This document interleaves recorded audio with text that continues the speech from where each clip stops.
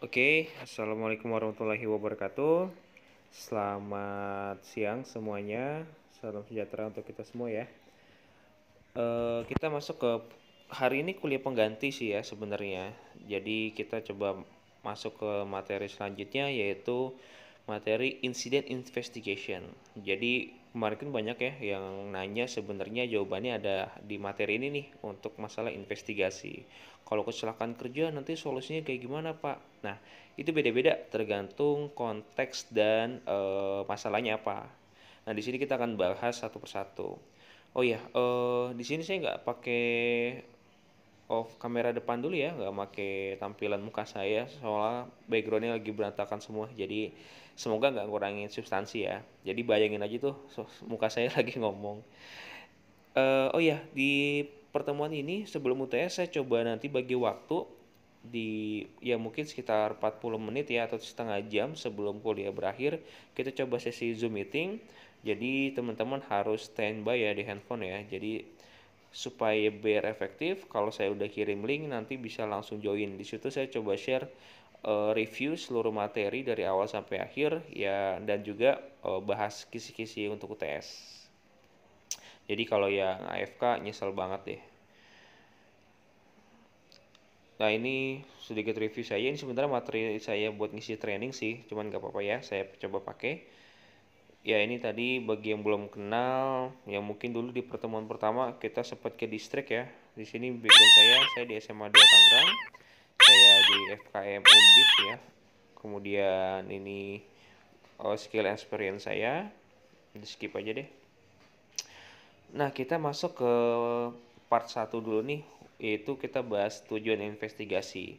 Jadi intinya, investigasi itu kita cari fakta dan penyebabnya, sehingga kita dapat mengambil upaya pencegahan agar hal serupa tidak terjadi.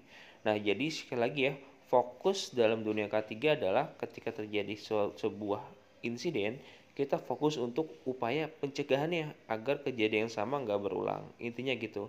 Jadi kita nggak ada tuh yang salah-salahan orang. Ini siapa yang salah, siapa yang dihukum. Kita nggak ke arah sana. Kita fokus terhadap substansi. Apa yang kurang tepat itu kita perbaiki untuk pencegahan ke depannya. Nah, tadi saya bilang ya, kita nggak pakai human blame, kita nggak salah-salahan orang.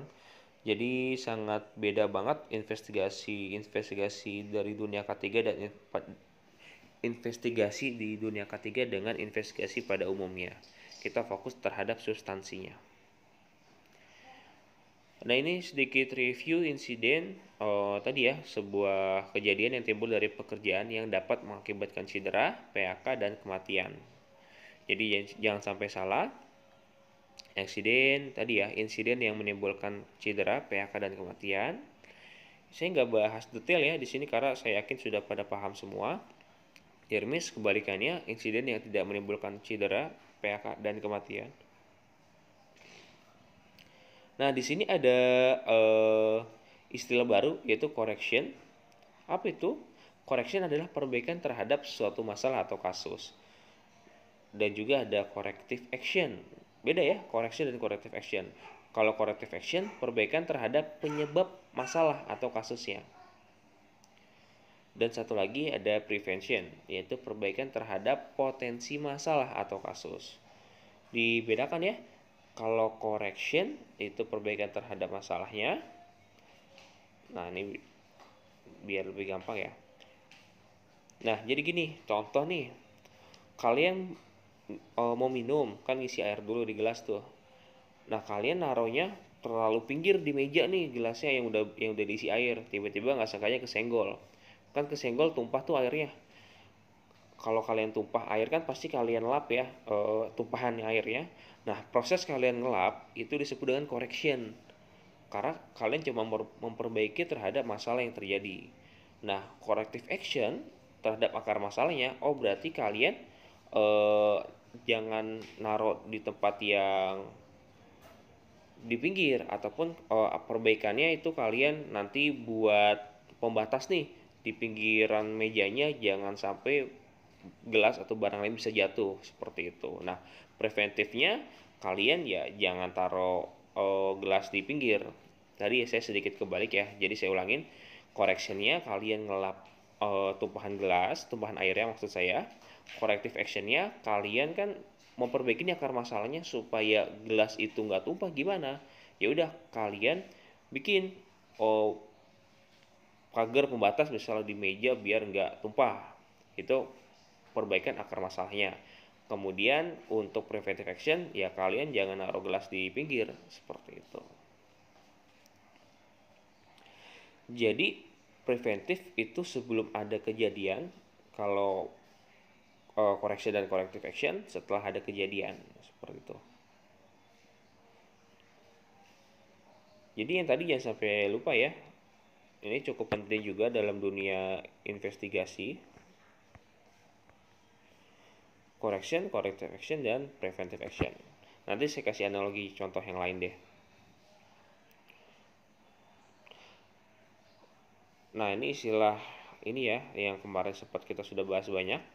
Ini yang masih sering terjadi nih kesalahannya. Yang kemarin kan ada materi kiradisi, kebanyakan tuh kayak tersongat, terjatuh, tertusuk segala macam. Itu bukan hazard, itu adalah resiko seperti itu. Tapi resiko juga harusnya pakai kalimat yang lengkap ya. Hazard itu hanya ada dua, unsafe action dan unsafe condition.